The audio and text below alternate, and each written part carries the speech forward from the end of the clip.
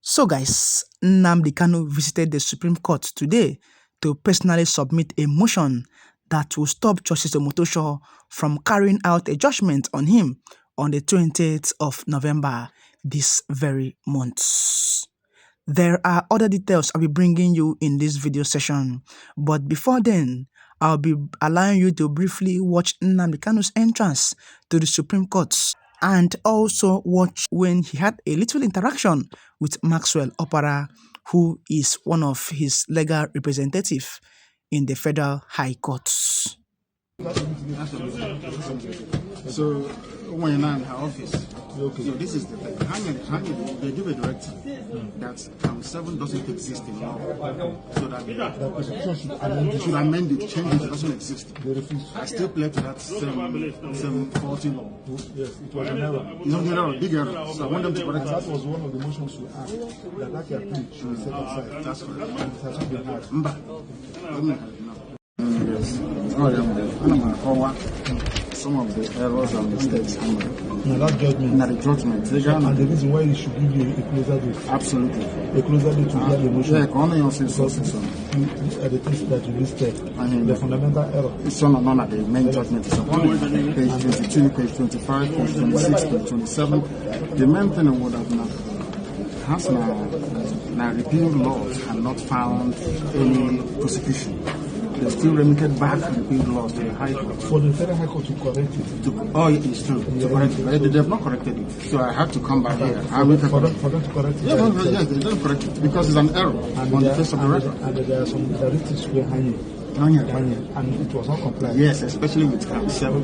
And that was the reason why it needs to be clear. Absolutely. Why it should. I need to know because how could their judgment they said that my Count 7 So guys, Nnamdi Kanu is doing everything possible and everything within his powers to make sure that Omotosho's judgment of 20th November does not take place.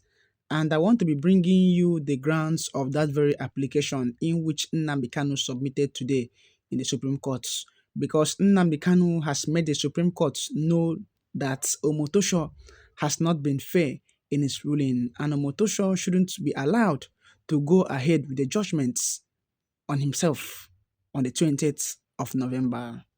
Well, I'll be bringing you the grounds of that very application and motion file that was submitted by Nnamdi Kanu. And as you could see in that very video that you just watched, many people are in support of Nnamdi Kanu even within the court premises, which clearly shows you the love people have for Mazi Nnamdi Kanu. I want to be reading out the motion in which Nnamdi Kanu dropped at the Supreme Court today, and Nnamdi Kanu made it very clear to them why he feels that very judgment shouldn't be allowed to take place. Because how can you trash a no-case submission file that was submitted by Nnamdi Kanu and his legal team, but you haven't proved what Awomolo and the witnesses submitted? Awomolo, who is the lead counsel representing Bola and Tinubu and the federal government, has been bringing up witnesses that Omotosho himself hasn't vetted to the full. How can you bring witnesses without substantive evidences? And Nnamdi Kanu submitted a no-case submission that, look, these evidences are not what to do with. And you trust Nnamdi Kanu's no-case submission file without proving beyond reasonable doubt the evidences Awomolo submitted. Awomolo brought in a DSS witness that came to testify against Nnamdi Kanu in court. And a DSS witness said that Nnamdi Kanu sent him to kill over 3,000 persons. But when he faced Nnamdi Kanu face to face, is it the person that sent you to kill over 2,000 persons? The DSS operative that was brought lied again, that it was not Nnamdi Kanu that sent him, that it was a person that Nnamdi Kanu sent that gave him the orders.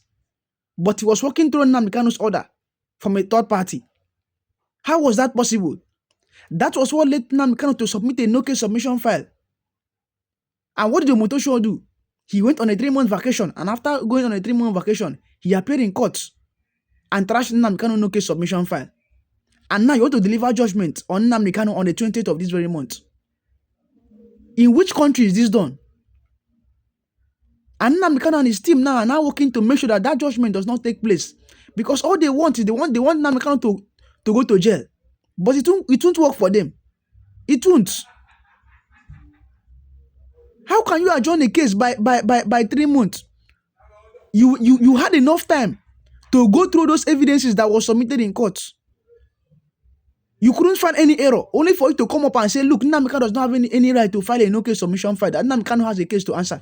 What is the case that Nnamdi Kanu has to answer? Up until this very moment, they haven't been able to prove the case Nnamdi Kanu has to answer. Let me read out the grounds on the application Nnamdi Kanu submitted today. 1. In spite of the jurisdictional questions raised before the trial courts refused to rule on them. You can imagine number 1 saying that in spite of the jurisdictional questions raised before the trial courts refused to rule on them. All the evidences Nnamdi Kanu submitted in court, Omotosho failed to acknowledge those evidences and he failed to rule on them. Meaning that Omotosho has been giving preference to Awomolo, who is the late counsel representing Bola and Tinubu and the federal government in court against Nnamdi Kanu. All they want is to condemn Nnamdi Kanu to jail. Well, let's head to 2. The trial courts refused to evaluate the evidence of the prosecution witnesses vis-a-vis the cross-examination questions to determine whether the evidence was discredited under cross-examination. You can imagine that despite Awomolo bringing a masked DSS operative that came and testified wrongly against Nnamdi Kanu, Omotosho failed to carry out a cross-examination on that very witness. Awomolo, who brought in this very witness to come and testify wrongly against Nnamdi Kanu, lied to the courts. It was clear that very witness lied to the courts. And when he was asked who sent him to do this, that he did, he said it was Nnamdi Kanu. But when he was asked to prove it, he couldn't prove it.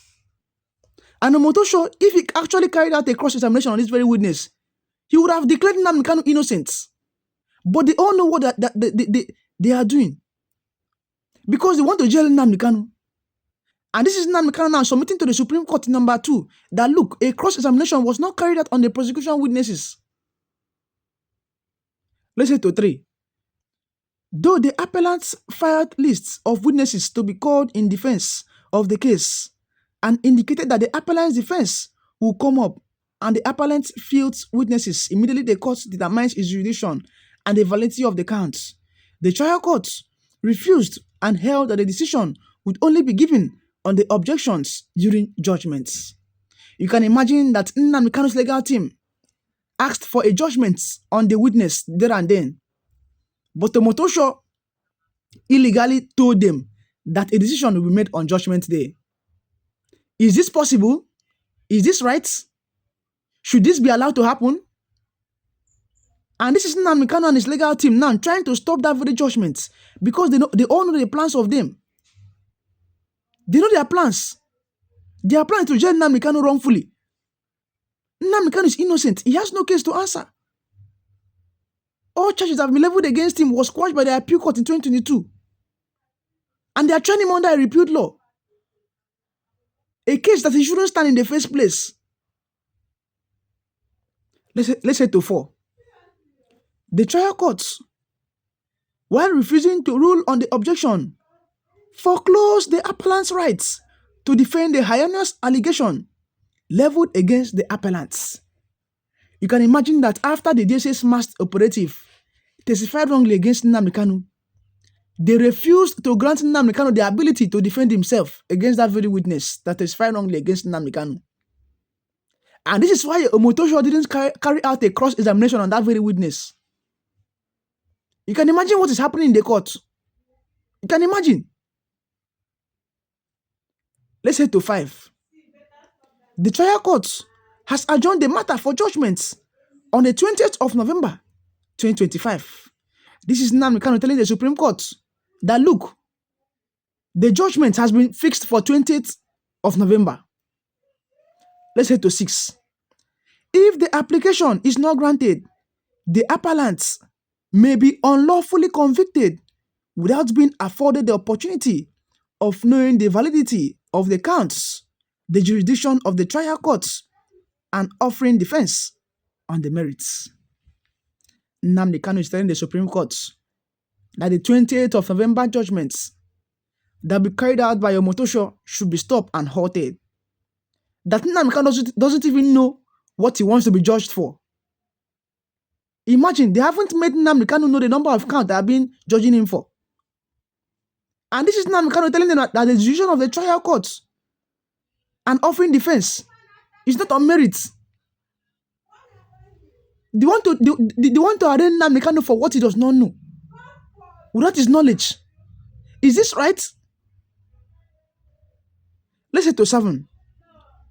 Further proceedings on the matter will stultify the appellant's rights of appeal and any appellate decision fight accompli. 8. The trial courts and the appellants would not be prejudiced if the application is granted. The case having prolonged since the year 2015, only to commence before the instant courts sometimes this year, 2025. And 9. It is in this interest of justice to grant the application and allow the matter taken on the merits. Nnamdi Kanu and his legal team are telling the Supreme Court that they shouldn't allow these judgments continue in an illegal way. That judgments should be carried out on merits. And Nnamdi Kanu does not merit to face any judgment before any court in this very country. Because to start with, they are trying him under a repute law. They are trying him on a case that the judgment has already been passed. How can you give judgment 2 times in the same law? It is illegal. It is uncalled for. It is criminal. And it is an offense before the International Court of Justice. And what's about to happen on the 20th of November, if allowed to happen, would never be forgotten in history. Because Nnamdi Kanu is innocent. He has no case to answer. A competent court has already ruled on this particular case. And now another court is about to rule another judgment on this very case. Why would this be allowed to happen? Nnamdi Kanu has now sent this message to the Supreme Court telling them that, look, the 20th of November judgment has to be stopped. And indeed, it has to be stopped. Because Kanu has no case to answer.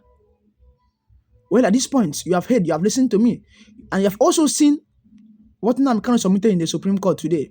And Nnamdi Kanu is of the opinion that, look, the 20th of October or the 20th of November judgment shouldn't be allowed to carry out against me. Because I am innocent, I have no case to answer. And Nnamdi Kanu has stated 9 grounds to prove that, look, this very judgment shouldn't be allowed to take place. At this point, I'll let you guys tell me what you feel about this in the comment section below.